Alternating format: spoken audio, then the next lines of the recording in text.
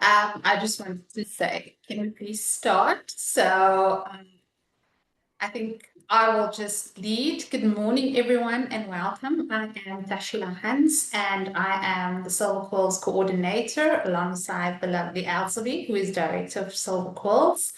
It is so wonderful to have all of you with us here today for this Silver Quills session on how to ethically use AI in your 2026 Silver Quill entry. I'm really pleased to be co-hosting and co-presenting today. And I think this is a really important conversation because AI is such an imperative part of how many of us work.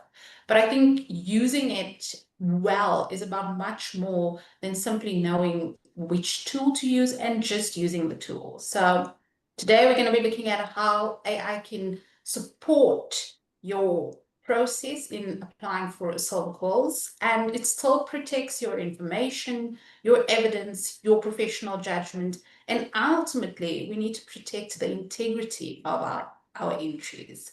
So I've introduced myself. I think if we can just quickly go across, everybody can just give a short introduction, and then I'll hand over to Elsaby, who will be starting. So maybe we can start with Christine. You can start and just quickly introduce yourself. Hi, everybody. Okay, my camera's not working. Apologies. I am Christine Breed. I'm from Pretoria. I am excited about this. My call is 90% in the bed, so hopefully I can submit it. Yes, and I'm looking forward to see how, and I think here for me the importance is to ethically use AI in this whole process and not use AI as an intern. So thank you. Thank you, Christine. Anyone else? Good morning. My name is Stephanie. This is the first quill entry we're doing, me and my colleague Liana. I don't think she's in here. She's busy with clients as well. So yeah, interesting to hear what you have to say today. Also, like Christine said, hers is about, 80-90% there. We are hard at work getting ours finalized as well and getting all the nice info together. So that's why I'm also looking like this, with the pleasure to work from home, which we enjoy. So yes, this is exciting, exciting to meet everyone, and also exciting to take part in this very first call entry. Thank you. And Stephanie is also coming to the conference. So woohoo! Hi, Stephanie. Wonderful, wonderful. Welcome, Stephanie. We're very excited to have you here today. We're excited to see you at the conference as well. We hope today is going to be very informative and help you as a first-timer. We hope this will guide your process. Yes, please. Thank you so much, everyone. Thank you. So I think Sabra, you wanted to go next. You can have the floor. Yes, thank you. Good morning, everyone. My name is Sabra Saleh, and I'm based in Dar es Salaam. I have a communications firm, and I actually don't have anything to submit at the moment. I'm just curious about how the applying AI for the submission, because I also plan to attend I think there's a session in Cape Town. So I thought I may as well log into this one and see how it should be done. Wonderful. Thank you and welcome. And yes, I think this is a great starting point. Even if you're not ready to submit, I think as of yet, I think this will create a good baseline, for future submissions. So very welcome. Anyone else would like to go next? Maybe Rihanna, you can go next. Sure. Morning, everybody. Also just very interested to know how we use AI ethically for entries and how we apply ourselves. Nothing to enter, but I think I'm wearing my evaluator's hat as well. So both hats, a potential entrant, but also an evaluator at the same time. So I'm looking forward to the session. Thank you to you, Tashila and Elsaby, for hosting. Thank you, Rihanna. Okay, Tashila, I'll be next. I am here for dual reasons, because I want to see how what you have to say about using it ethically. because AI puts awards in a totally different league. Because, the infant can use it as well as the evaluators. So I would like to know what your approach is. And I would also like to know, is this the formal IABC approach, or is it just an Africa approach? Thank you so much. And I'm Amanda Hamilton-Atwell from Business DNA. I have a communications consultancy for many years, 26 years now. And it's always a pleasure to listen to these webinars. Thank you, Amanda. Very warm welcome. And yes, I think we will be able to cover the 2 reasons that you joined today. We will be able to cover those answers. And then we have on the line as well, Tanya. I hope I'm pronouncing your name correctly. You can just introduce yourself.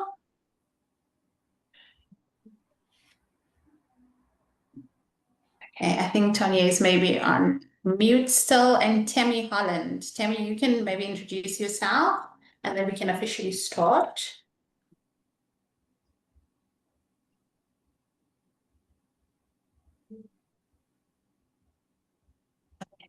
I think I can hand over to you, Elsaby. We can start. Maybe Tammy and Tanya is just busy. So over to you. Thank you very much. Natalie, if you could please take us to slide 1. Okay, so thank you. We can move on that. So using AI, I think the first point we have to understand is that AI can make your entry faster and it can make it more rigorous and on point, but it cannot ethically make weak work award worthy or replace your professional judgment. So what we do is we look at our entries through an evaluator lens. Your quill is not necessarily the technology lens. So let's just look at how the evaluator looks at your quill starting off. Your entry isn't fundamentally a writing competition, and a lot of people get hung up by please make my entry sound human. Your entry is supposed to be an evidence-based assessment of strategic communication. It has to show the quality of your thinking, the execution, your execution, and the end results. The results that your client or your business can verify should they be asked. And if we look at the how-to guide on the IABC Gold Quill site, which we've also adopted for IABC Africa, and we in Africa refer to it as the Midas Touch. The Midas Touch describes award-winning work exactly along these terms. It's got to be smart thinking, strong execution, and proven results. And for evaluators, it's very easy for people to cheat their quill. I wrote a cheat sheet for quills last week using AI because I couldn't expose a client. And I saw it's not effortless. It still takes a few hours, but anyone can cheat it. But you get caught out, and you get caught out when you submit your work sample that has to speak to the work plan. And then for us as evaluators, it becomes very clear that this is AI written because the work sample and the work plan doesn't match up. So AI can help us surface and present those things. It can manufacture them, but not ethically, and your work's not going to flow. The products are not going to stick. So your challenge is to frame the session as a disciplined workflow. Your entire quill that you enter from beginning to an end doesn't start with writing your quill. The process starts the day you start your planning. So I always take my quill entry form and I start planning according to the quill entry form. I add a few things to it, but that's the process in which I start. And already then I bring AI in to support me. So there should actually then be no surprises. So we've got to make sure that AI has to work as an evaluator facing assistant. first to protect your source material, because you are the one who creates the source material. You are the one who submits your source material. You've got to keep a portfolio of evidence of your strategy when you start out with, of every tool that you created, so that that becomes your source material when you hand in your quill. And then you use AI to help you organize your project, especially if you're running out of time and if you are under tight constraints. So AI helps brilliantly when it tests the evidence against the rubric. And the rubric is, again, in the how-to guideline of the Midas Touch. If you look at step 1 of your work plan, it asks, describe the business need or the business opportunity that this project addressed. Then already there, you can page on to page 3 of that section in the Midas Touch, find the rubric and ask chat to help you, especially if you are inexperienced in using the rubric and the Midas Touch. The rubric can tell you, if to score a 1, this is what has to be in your work plan. To score a 7, that's what has to be in. But you can't just score a 7 if chat helps you to write a cool quill. You have to go and look at what is in the rubric, and you have to understand that 7 is exceptional. And I don't believe chat can give you a 7 because your effort is what pulls it through for you, and the uniqueness of your approach. So we have to remove the false choice between AI and authenticity. When we decide to use AI, one of the biggest criticisms we face is people say, "Yeah, that's written by chat and everybody's stuff looks the same and it just sounds too polished." And then we start fiddling with chat to try and make it sound more human. And that essentially is a problem. Ethical AI use doesn't mean avoiding AI. It doesn't mean telling AI to write differently in someone else's voice. It means keeping your professional voice in control of the facts, the reasoning, the decisions, the voice, and the final submission. So the more you work with chat, the more it learns your tone of voice. And we'll get to how you set your settings on chat just now to enhance your tone of voice. But it's important that we remember the standard has to be, is this truthful? Is it attributable? Is it authorized? And is it genuine, my work and my judgment? So I think as people who want to enter quills, we have to think of AI as a very fast junior evaluator who can compare, organize, and challenge, but who doesn't know really exactly what happened on the project unless the evidence proves it. So just remember, all of us, a polished narrative can never compensate for a weak strategy or missing evidence. So before we talk about prompts, we need to establish the ethical line that governs every use of AI of our entry. Thank you, Natalie. Next slide. So when we start talking about ethical foundation, the IABC has a very clear position on using artificial intelligence. It is almost 100% aligned. Well, it is 100% aligned to the IABC ethics in any case, and it's also references the Venice Pledge and human-led governance.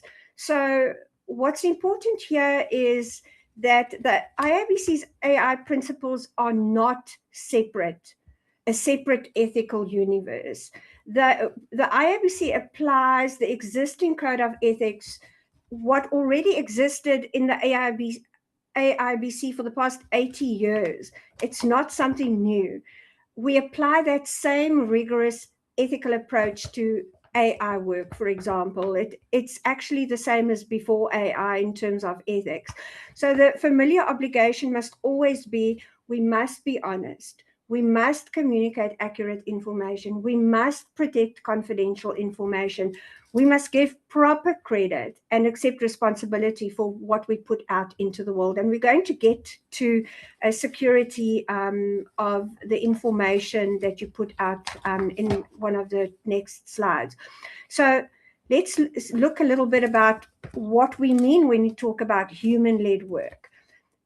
It's always important for us to independently verify AI-generated material.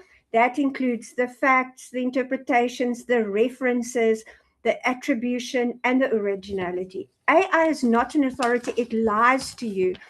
Most people I talk to don't know, for example, that when you use AI, yes, a lot of what we use eventually does end up in the public domain through what we put out there, but most of us don't create a spine when we create an AI project. We don't tag our metadata. We don't bundle our data. So the facts, if we just listen to what AI tells us is a fact, even if we challenge it 2 or 3 times, if that metadata isn't tagged, and if you don't create that spine, the wrong information or the 10 degree off the mark information goes out into the world. And that is then what we send out, because AI is not an authority. And until we learn that we've got to bundle, we've got to tag metadata, we've got to create a spine, exactly how the stock exchange does results when they publish results. The whole Google, the whole Google ranking is changing, because credible organizations like the stock exchange doesn't accept information, public info, company information in PDF anymore. And the whole Google ranking worked through PDF, and how that got put into the public space. Now they're actually asking, send me your Excel file, I'll tag metadata. And so that's critically important. And if we look at the fact that AI isn't an authority, it must still be a source or a resource whose output has to survive professional scrutiny before it becomes part of your entry. The Global Alliance's current responsible AI principles, for example, define responsible AI as human-centered technology that supports rather than replaces human judgment. Yes, I have ABC 100% on board with that. Creativity and communication has to be AI-centered. So that they emphasize ethics, human-led governance, accountability, transparency, privacy, accuracy, attribution, bias control, and very important, I loved reading this, protection against harm. Isn't that just wonderful? And I think our generation of trailblazers in terms of AI, I think the harm we do is only going to become evident when the wave of what we put out in the public domain hits us, because it doesn't hit home immediately. It takes a while to work its way through the circuit. So just important, I think a shout out to IABC and the GCCC. We were among the first organizations, we were amongst the organizations represented at the Venice session, which produced the pledge.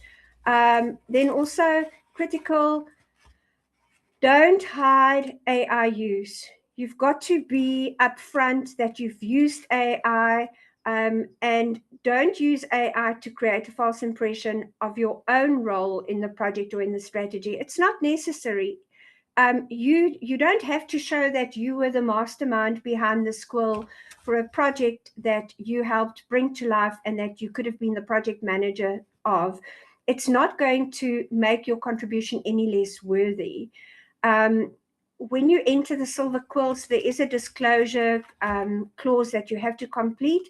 And my personal opinion is we need to become more strict about that, to make sure that if you did use AI, that it's disclosed, because with the Gold Quills, we saw people use AI and they didn't disclose it. And there's just such discord between the work plan and the work sample. And remember, disclosure is not a confession. It's part of our professional transparency, and it's part of how we approach our work. Right, just one last little bit here. The most serious risk, I think, is not that AI improves your sentence for you. It's where people use AI to secretly improve the history of the project by inventing an objective that was never set, a rationale that was never used, a stakeholder consultation that never took place, or a casual claim that the evidence can't support. So that would turn your use of AI from an editing tool into a tool for misrepresentation. And then just last on this, before I hand over to Tashila, the entrant has to sign off the final entry. If we as evaluators find an unsupported claim or inaccurate attribution or misleading description of the entrant's role, AI wrote it is not a defense. AI may assist you with your work. It does not inherit your ethical responsibility. So that total responsibility starts before the first prompt, because the first ethical decision is what you allow the AI system to see. So I'm going to ask Tashila to please upload here, and she's going to talk about protecting the source material. Thank you, Tashila. Thank you so much, Elsie. That was extremely insightful. So I think, Nat, you can move over to the next slide, please. Thank you. So I think what we're speaking about now is protecting the source material. So before we even start talking about prompts or getting AI to help us with our entries, I think there's, oh, sorry, Nat, I think it's one slide back. My apologies. So before we even start talking about the prompts, like I was saying, there's one important question that we need to ask ourselves, and it's, am I actually allowed to put this information into an AI tool? Just because we can upload something doesn't necessarily mean that we should or that we're allowed to.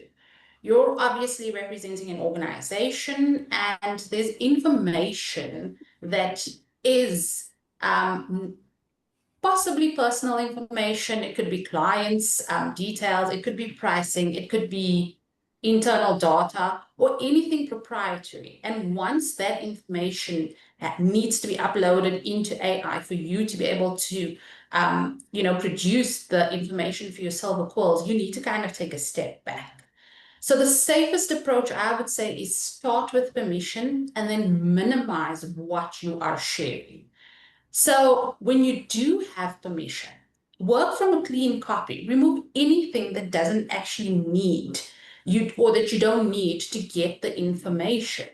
So I think the best way I could think of this is, don't give AI the whole entire filing cabinet. So I'm going a bit traditional, when it only needs one document. I think that although there are privacy settings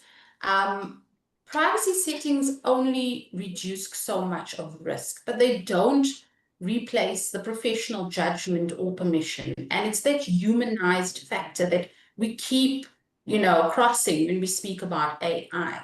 That humanized factor is so imperative. And I think that's really the principle we want you to take, is that the strongest privacy control isn't just a setting. It's knowing what you're allowed to share, and it's knowing how to use that information accurately. And I think once you know what is safe to use, the next question becomes, how do we make sure AI actually helps us think?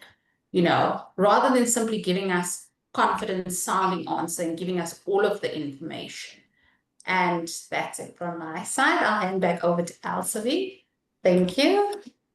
Thank you, Tashila. Okay, so we're going to now look at prompting. If you've set up your files, you've attributed the necessary skills on AI, and now you're ready to get going on your prompting. Just a single clever prompt is not enough. You must remember that the problem that you started off with that directed you to invent or develop a specific project or a program or a solution is multifaceted.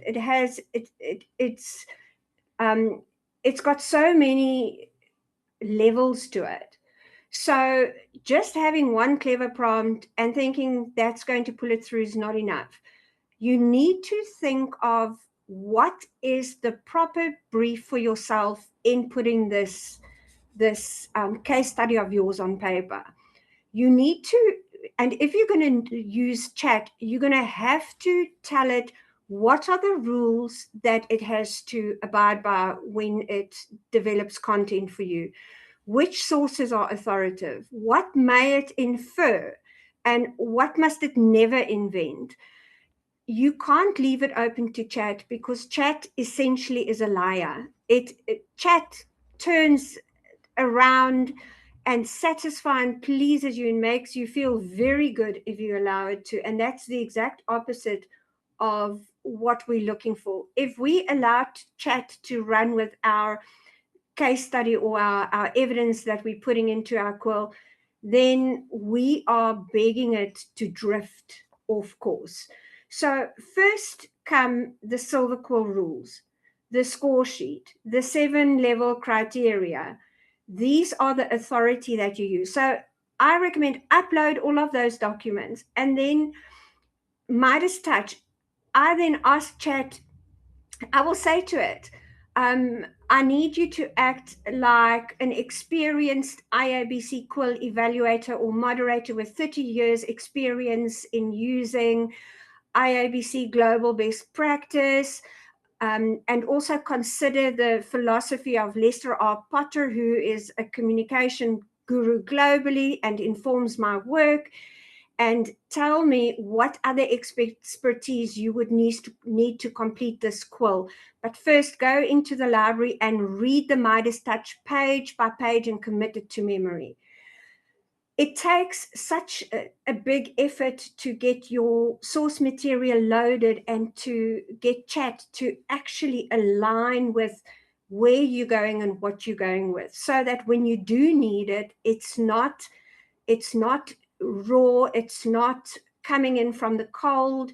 So it's critical that you add your Silver Quill rules, your score sheet, your rubrics in the Midas Touch.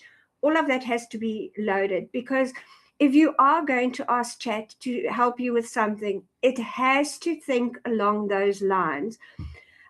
You must always make sure that the stronger versus the weaker evidence gets floated, and that's what chat can do very well. Sometimes we become so biased because something was our good idea that we don't see that something is a weak idea. And the whole idea of the quills is to help you shine a light on your excellence and the good work that you've done. And if you do have a blind spot and you are taking a wrong turn, if you've loaded your source material and in the correct order and your hierarchy is strong, then chat will be able to do that for you. It should never override the current award rules. The practical cheat sheets and translating the requirements into working guidance, that remains sacrosanct. The IABC Global Best Practice remains sacrosanct. I think very important here is it must be your own project records. It must be your own work samples that you use to provide your factual evidence. That is how you can use chat to mine and find the gold nuggets that you might be missing.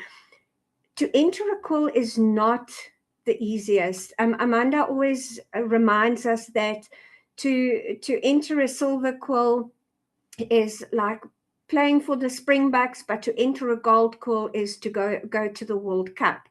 And it's a quill isn't the easiest review of your work, because it calls for proving your strategic thinking and proving the outcome. So I'm all for AI to help us when we need that help, and to help us grow and to help us learn. And AI has been a wonderful teacher for me, but I've also burnt my fingers. So I think let's share lessons. So the Midas Touch, your application of the Midas Touch, the IABC How-To, is actually what the evaluators are judging. Your work plan is an executive summary of your strategy. It's organized around 6 sections: the business need, your stakeholder analysis, your goals and objectives, your solution overview and your implementation and challenges, and then measurement and evaluation. And the Midas Touch, the 7-point scale that they use in the Midas Touch, speaks to all of these sections in your work plan. And I think what's brilliant about the rubrics that we find in the Midas Touch, it tells you to do your job well and to be competent, you're going to score a 4. But a 4 doesn't get you a quill. It's competent and it's professional. You need to score 5.12 to qualify for a merit. So you really have to show exceptionality. You really have to show that you've truly applied strategic thinking and strategic execution. And a 7, AI can help you tick the boxes to see if you could get to a 7, but AI doesn't give you a 7. A 7 is a full mark score, and it is what sets the bar extraordinarily high. So AI should help you expose your quality. It's a brilliant tool to help you expose the quality of the work that you've done and of the original thinking. Let's not use AI to artificially decorate it. Authentic writing samples matter tremendously. What I usually do, if you are fairly new to AI and you don't share your own work samples and your writing samples, then I would say try and find writing that is inspiring to you, but make sure that that if you upload something that you prompt chat 100% in terms of what your tone of voice is and how you write, because otherwise it writes your call in someone else's tone of voice, and then there's incongruence between the work plan and the work sample, and it's not professional. And it's I think you'll be sorry that you did it that way, because it'll affect your score. So the aim isn't to try and clone a mechanical style. It's to reduce the generic AI voice and to preserve your authentic professional expression. Be very disciplined about the expertise you assign. Only assign the roles and the expertise that's relevant to the work that you want AI to do for you. Always put guardrails in place. It's guardrails, it's the rules that AI needs to follow where you want your entry to go. Tell it to only use the supplied sources. Tell it may never invent or improve facts. It's not allowed to change dates. It's never allowed to make casual claims. And I'm going to give you a prompt shortly that you can use that's brilliant. I label facts. I make sure that everything I put out is always fact checked. Inferring and just accepting what chat tells you is a massive gap, and it's going to trip you up. Always explain the task first. And I think the source order rule for using chat is current rules tell you what counts. Evaluator guidance tell you what good looks like. Project evidence tells you what you may truthfully claim. So now we can talk about prompting, but the prompt only works because your evidence boundaries are already in place. Right, next slide, Natalie, please. I'm going to hand over to Tashila, who's going to share this wonderful prompt with you. Thank you, Tashila. Yes, thank you, Asvi. So I think this is where we get a little bit more practical, and we've given AI the right information, right? We've put the guardrails in place. Now we need to tell it how we want it to think through the task. And really, these are just 7 simple steps, okay, so that we've broken down. So I think first is decomposing the problem into key questions. don't just jump to the answer. Work out what you're actually trying to answer. And that gets very complicated, let me be honest, because sometimes we're not really sure. I literally had an experience with AI the other day, and AI said, oh, you're becoming my quality checker. Once again, it's that human element, okay? Second, go back to the sources. If you're making a factual claim, show where does it come from, okay? Separate the fact, inference, and gap. This is imperative. So in simple terms, if I can explain it, it's what do we know? What are we interpreting? And what don't we know? Where's the gap? And the gap, having a gap is good. Having a gap is really good. Then we want AI to check the logic, check the numbers, contradictions, missing information, and even whether we're making a casual claim that the evidence doesn't even support.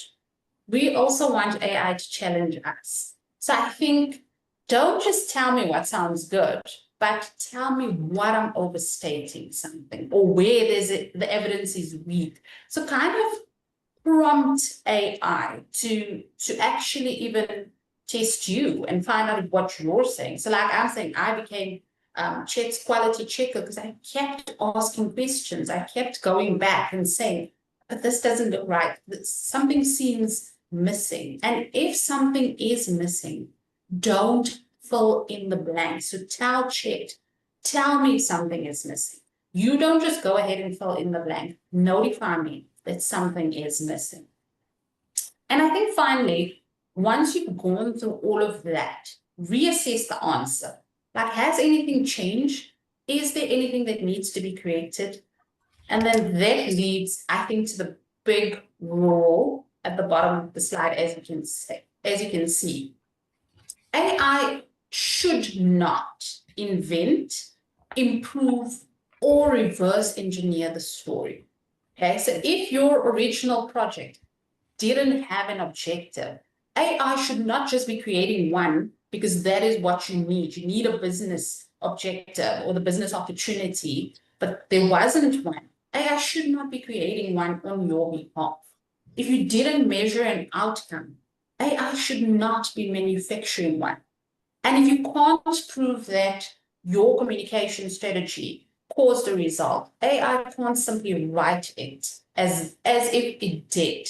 So ultimately, AI's confidence doesn't make something through. The source does. And I think that's where the final decision actually sits with you, the entrant. You need to independently verify any material before it goes into your entry. So we're not using AI to make the case sound stronger than it is. We're just using AI to actually test whether our case is actually strong enough. And I think that's the mindset that we need to carry into the next step as well. Thank you. Over to you, Elsabe. Yeah, that's for me, this prompt that we're dealing with now is probably one of the most critical differentiators. You can take this prompt and you can tell AI that if anything below 99% you won't accept, and it'll work a little bit harder to get you the truth. But just because it tells you it's 95% true doesn't make it true. You've still got to verify. There is also a similar prompt. We've created a giveaway page for you, and there is a similar prompt that we are going to, that is in the giveaway for numbers and Excel. And this prompt is a very strong cognitive reasoning prompt that we use for complex problems. Okay, right. Thank you, Natalie. Next slide. So before we start drafting our quill, we have to build our rubric-based evidence map. So the temptation is there to say, AI, please, here's all my stuff, write an award-winning entry and reverse engineer it. We don't score confidence of beautiful words and prose. Yes, your narrative has to be interesting. It must read like a story, but a quill entry is not a storytelling exercise. So we score evidence against the criteria in the rubric. So if you, sorry, I have a cramp in my leg from sitting. So if you want to submit a grade quill, start with the rubric after you've put your evidence together. It's also very important that we develop a plan that for every criteria that you get evaluated on, there has to be a plan. You have to, in your plan, record, what am I going to show here? What are the gaps? And then once you compiled your plan, do a little checkbox for yourself. Ask yourself, for each of the criteria that I have to prove here, and if you attended last week's quill entry, we created a cheat sheet to guide you, to show you in each of the sections, what do you have to address, because people just forget to address those points. Then you look at each one of those points and you ask yourself, how is my proof? Is it strong? Do I only have half of the proof I need, or is it absent?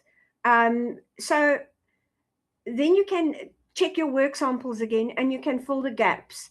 That creates traceability, and it immediately reveals where your entry is vulnerable. I think what's also important is fact is always supported by a source. So everything in your quill has to be supported by the portfolio of evidence or by your work sample. And if there's a gap, go and look at your source material. Your project record means you've got the record somewhere. And if you've done your quill and there are more gaps than what there's record, you really can't enter it in it, and you see that gap immediately, especially if you analyze what you have and what you don't have. So ethical use means preserving the distinction of, I honestly am missing 40% of what I need for this project to be strategic. I'm not going to use AI to falsify material for me and polish it into a beautifully polished quill entry. So critical, we have to make sure that we make outputs very clearly distinguish outputs from outcomes. If you look at the Midas touch, it gives a very clear guideline of the outputs more based on the tactical side, all the things major milestones I had to put in place for this project or this assignment to flow versus the outcome. So how do I measure the impact of what I've done? Has it moved the needle on the business? Have I achieved what I set out to achieve in helping the business move forward in its strategy? So I found AI is especially good at spotting where we are reporting activity rather than what the impact was. If you need to use AI to learn the difference between output and outcome, then go for it. It's one of the more positive ways how we can actually use AI positively.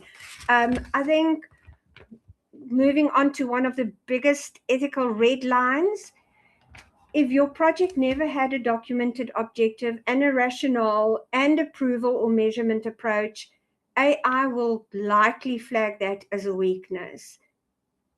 It would be unethical for you to go and use AI to invent missing elements after the fact. Exactly, Tashila, what you mentioned just now. I was going to say, they say you can polish a turd.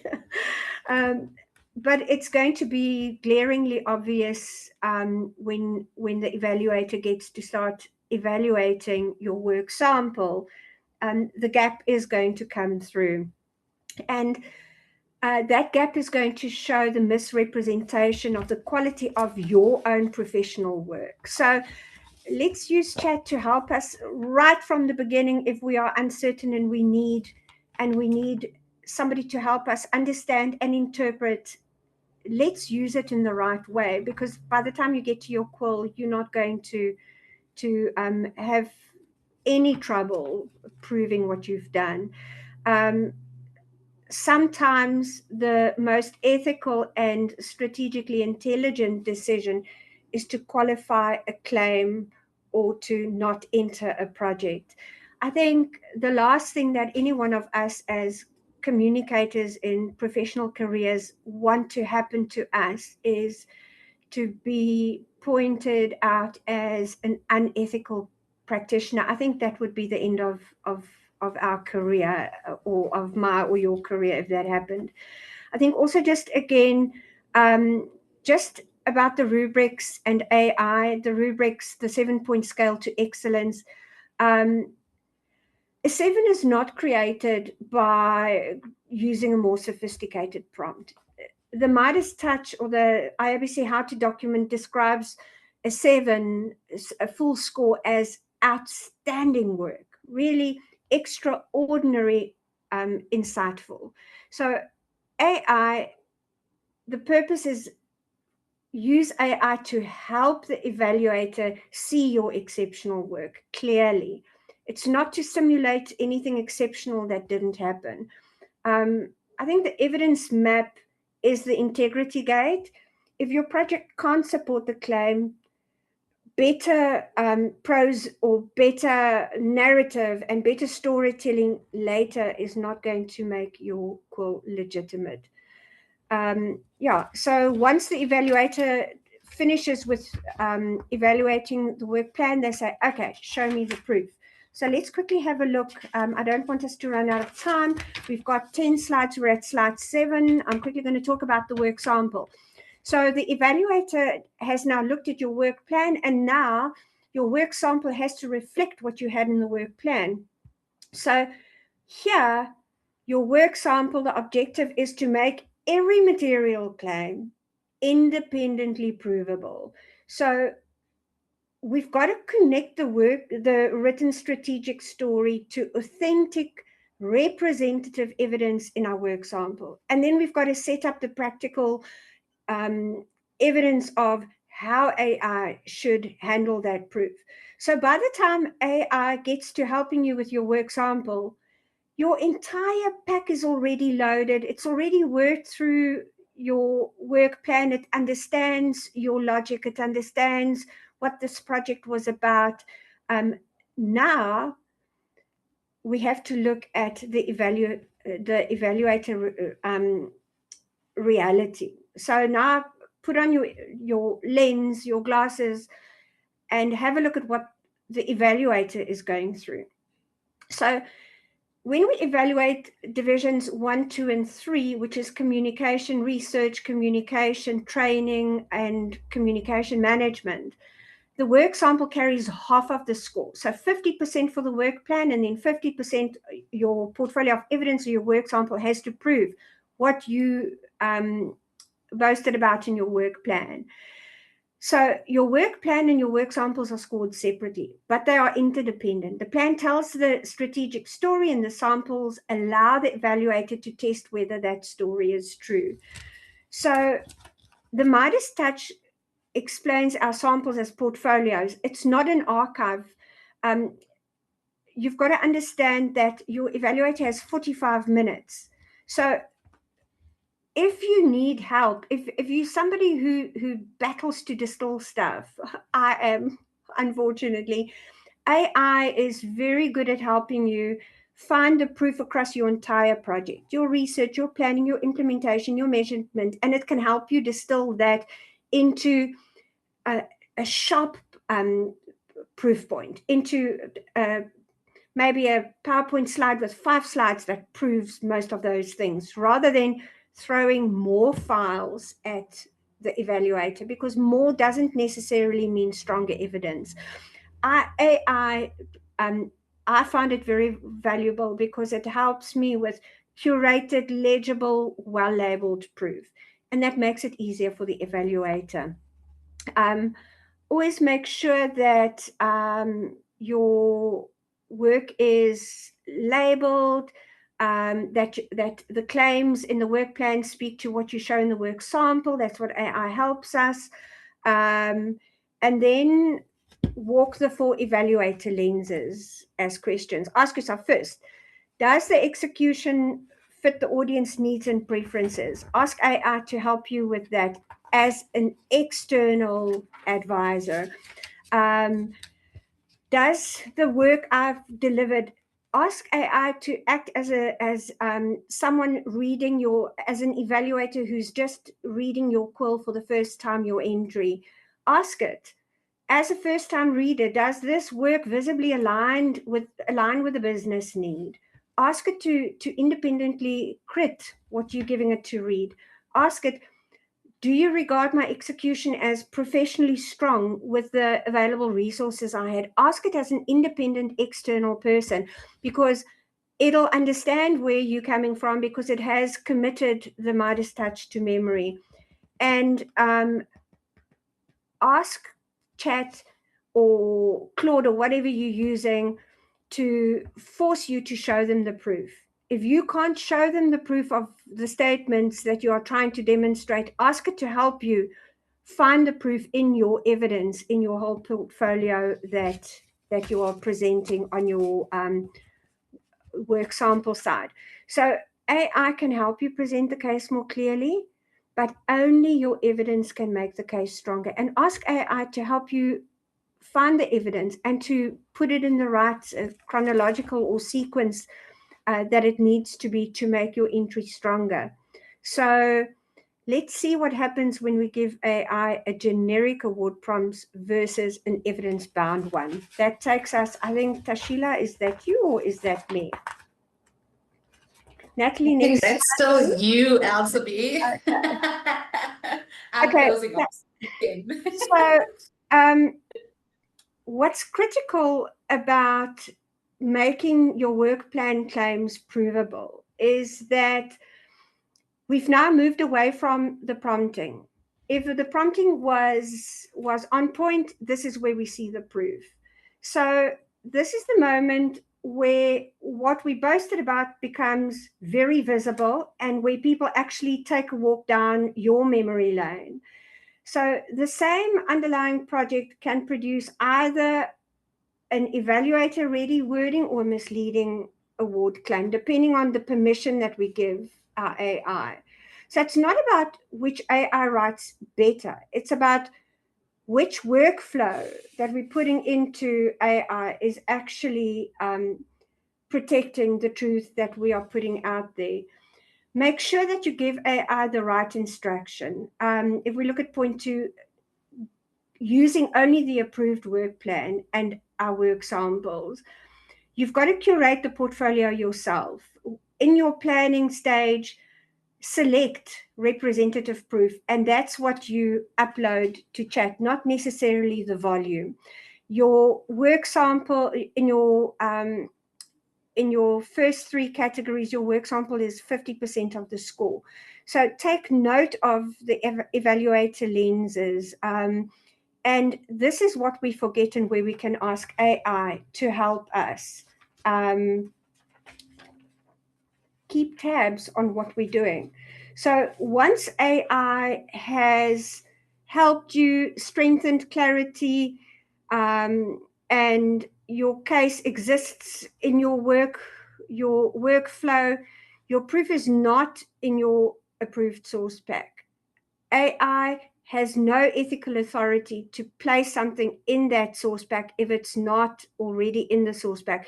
Your proof is in you developing the content yourself and uploading proven content.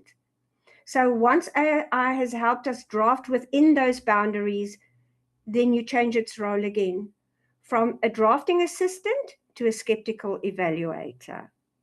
Thank you, Natalie. Next slide.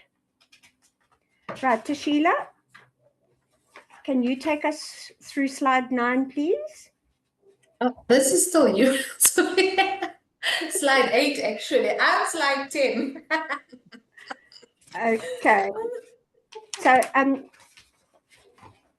what's critical here is let's look at the type of prompts people write. Write a 7 out of 7 measurement section for this project. You are going to get a very polished piece of work and a very casual overclaim, which is not going to speak to your portfolio of evidence. If we use an evidence-bound prompt, then prompt it in a way that is going to control your sources. It's going to force chat to stick to your sources. Your the delivery that chat's going to give you is going to be 100% traceable. It's going to be modest. It's not going to overclaim, and it's going to be evaluator ready. So you can immediately see the difference between a generic prompt and an evidence-bound prompt. Then, very important, look at your ethical output. If you prompt chat in a way where you explain to it what success is, then it will help you. It will find the success metrics in your entry, and it will give you that back in terms of the work it delivers for you. Unacceptable output, you have to make sure that that whatever chat gives you that doesn't speak to the facts you've uploaded, that it gets rejected. You have to read through your chat the details that it gives you back, and sometimes it gives you massive amounts of detail. Reject it. I literally tell it 3 or 4 times in a row, this doesn't look right. Sometimes I don't even read the first 4 pieces of evidence it gives me. I keep on challenging it because, as I said, chat is that voice in your head that's lying to you. So don't just trust it first time around. Right, let's quickly have a look at slide 9.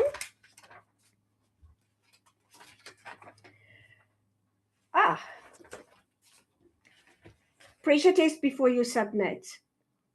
Always score your entry through the eyes of the evaluator. And if you have to use chat for that, it's actually a brilliant way to use chat to line it up with the rubric assessment, and then remind it and ask it from time to time, are you still locked in? I get the sense that you are drifting, that you're no longer on point.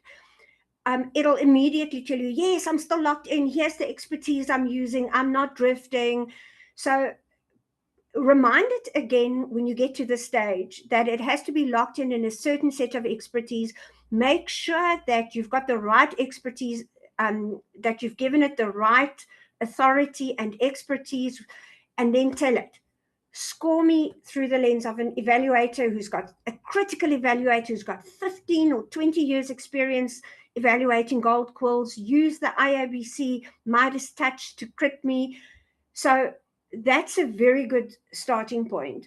Then you move it along. When it's done the rubric self-assessment, then you do the integrity check to make sure that the evidence, that every claim your quill makes points to the proof in the source pack. And you can actually put hyperlinks in and cross-reference, but it makes your quill so much stronger. Then the ethical overclaim. Then your third prompt is going to be, tell it. You can see ethical overclaims. It must identify the ethical overclaims. Ask it, is this true? If it's not, tell it, if this statement of yours, or if this fact doesn't, or this section of my quill doesn't 99% speak back to the source material I uploaded, I can't accept it. And go back to that cognitive check prompt that we gave you earlier. Tell it, I want it to be 100% true. It's going to tell you, I can't be 100% true. I can only be 99% truthful. But you check everything. Is it true? Is it supported? Is it proportionate? Is it authentic? Is it submission ready? Reject it before the submission if it's not. Chat will very quickly do a scan and tell you, this kite is not going to fly. Okay, now, are we now on slide 10, Tashila? Thank you, Natalie. Slide. I think you've never been happier. I'm telling you. Yes, so thank you, Asami. I think we're now at the final piece, and I think this is where everything just ties back to you. And this is where you're closing that ethical loop. So, AI can help you prepare your silver call entry. It can do so very well, but it cannot take any responsibility for it. And that lies on you as the individual. So when you put your name on that submission, you're actually saying, I know this work. I know that these claims are true. Oh, yeah, we're at the last step. Okay, sorry, I was just double checking the slide. I've checked the evidence and I'm prepared to stand behind it. And I think, I was thinking about it as we were talking now, Alvin. I thought a simple example. Let's just say, for instance, your entry says our communication campaign increased employee engagement by 35%. That sounds great. But if an evaluator had to actually reach out to you and ask, how do you know? What do you actually have to show them? Because maybe what actually increased was 35% participation. And those are two completely different things, And I think this is where AI can be incredibly useful. It can help us spot that difference, but it can't decide to make the claim smaller, remove it, or stand behind it. And that's something that you have to do. You have to take responsibility for it. I think moving on, that's the same applies to disclosure. If AI has helped you structure your evidence, challenge your thinking, refine your wording, disclose that honestly and be clear about what AI didn't do. It didn't create your strategy, your results, or your evidence. You remain accountable for that entry. So before you hit submit, I think the questions that you can ask yourself is it true? Can I prove it? Is the claim proportionate to the evidence? And am I prepared to stand behind it? And I think maybe the simplest question of all that I can think of is, if the evaluator says, show me the proof, can I? And if yes, then you're on the right track. So I think we can now open up for questions if there are any. I see that time is limited, so I rushed through that last slide, but if there's any questions, we can open up the floor. And I think as you think about your own entries, bring your questions back to those 4 lenses. It was truth, proof, and I think it was proportion and professional responsibility. So thank you. Are there any questions, anyone? I think not a question from my side, but I think we are so on this in this rat race, and life has become so fast that and I think our personality or our temperament drives us. Go, go, go, get it done. And your personal sense of integrity and honesty guides us. And it was hard for me to come up with my ideas on how to use AI with integrity, because it's a very new field. Even in our industry, at this stage, the IABC doesn't have a 20-page guide that says, here is your Quill Award. This is, do the following 540 things and then it will be ethical. So in a way, we are making it up and making sense of this new tool that we have as we go along. So things might change tomorrow. Some people may differ in opinion, and I think we have, this is a conversation that we as communicators have to have. And I found it hard to actually put all of this out there on behalf of IABC Africa, because it's such untested territory and so many people have such strong opinions. But if you go and try and find the actual written document of what to do and how to do it, it's hard because it doesn't exist. So on behalf of IABC Africa and the Silver Quills, I want to ask anyone on the call today, please reach out to us and help us move through this unknown territory with even more direction if you can, because we are all busy trailblazing as we go along, and we can't just rely on gut. But integrity is a very wide, has a very wide definition. Every second person you talk to has a different opinion on what integrity is. And I think the most likable one for me is doing the right thing even if nobody's watching. So I suppose that is also, you know, something that we can bear in mind when we use AI for our calls. Yeah. I don't know if anyone else has anything to add. Maybe Amanda from the fellows' perspective.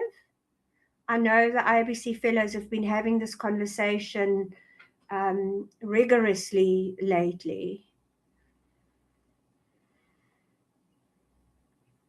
So I see we have a question from Tom Ye. I hope I'm pronouncing that correctly. All right. Good morning, good afternoon, Hello. and good evening, everyone. Please kindly confirm you can hear me clearly. Yes. Yes, we can. So, firstly, I want to apologize because the time you called me, I was trying to unmute to make a brief introduction. Okay, so my name is Tonye, and I'm from Africa. And I would definitely say it's a great opportunity to be here with you guys. I enjoy solving problems, communicating with people, and learning new skills. So for me, this is a very, very great opportunity. So my question is a very, very simple question. Can a project with a limited budget compete effectively against projects with significantly larger budgets? So that's my question. 100%. Tashila, we have Amanda online. Amanda is actually, she is the lead moderator for IABC Africa, has been for many years. And Amanda, I think you are probably the most experienced person to respond to Tony asking if a project with a small budget can compete with a project with a big budget. And is it even competing? Amanda, maybe you can help us out there. Well, I think the biggest thing there is that you need the budget, and then you need to look at the output. And for me, this whole discussion about using AI is, you know, as you rightly said, it can write a perfect work plan. But and this is what I'm feeling very strongly about. Because of that, we need to pay more attention to the measurement, and we need to pay more attention to the work sample, because AI cannot produce that. It can help you create the ideas for your work sample, but eventually I want to see credible, authentic evidence that this project actually worked. And I don't want them to, you know, make up a SurveyMonkey questionnaire. I want to see the real evidence of that. So the IABC has one statement in the ethical document, Code of Ethics, about using AI, but I think eventually we can preach as much as we want, but in the heart of the hearts of people, they will use it ethically or not. And we just need to be more clever and more, I think, sharp when we evaluate the entries, to make sure that we're not evaluating Chaz, but that we're evaluating Elsevier. 100%. Yeah. And Tanya, as Amanda says, the budget has to be there. However, your project, your Quill Award is evaluated against the 7-point excellence scale. Regardless of how big your budget was, your project is not competing with a project that that cost $5 million US. I have entered many smaller projects, sometimes where there's virtually no budget, when I do field surveys and field analysis, and that kind of project doesn't need much money. And that's where, as Amanda says, your work sample has to be very strong, because many of my work samples I create myself using a PowerPoint slide deck. So you might not have money for graphic designers, but you need to still put strategic thinking in. How do I compile my entry? What is my color scheme? What is my corporate identity? And whatever you put in your work sample has to show that you've strategically thought about what I'm doing and how I'm doing it. And section 5 of the quill speaks about your challenges. And there you say, we didn't have budget. We had to use our existing operating funding to get this project done. So there wasn't money for the fancy things, but we spent 40% on printing and 10%. So just, yes, Tanya, no worries about that. Because you have to still talk about, did I have budget? Didn't I have budget? How did I use my budget? So that the evaluator can determine, did this person with the limited resources still think strategically and execute strategically? Yeah. Also, I just want to add here, remember that section on budget is actually the resources that you have.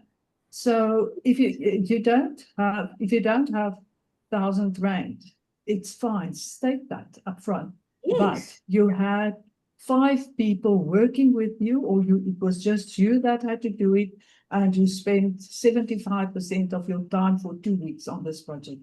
Yeah. And that for me is very important, that it's about resources and not only about money. 100%. And that's strategic, Amanda. Just remember, Tony, you want to take the evaluator on a journey so that they can understand what you did and why you did it, and how you did it and why you did it that way. And sometimes you haven't got money for consultants and extra people. Then you say, I had 3 people from HR come and help me, and the heads of departments also pitched in. Those were my resources. Yeah. Thank you, Tashila. Thank you. Do we have any other questions? I think Rihanna highlighted an important, she said she read a thought leader piece about the critical difference between AI-assisted content and AI-generated content. And I think that's a great way to actually put it.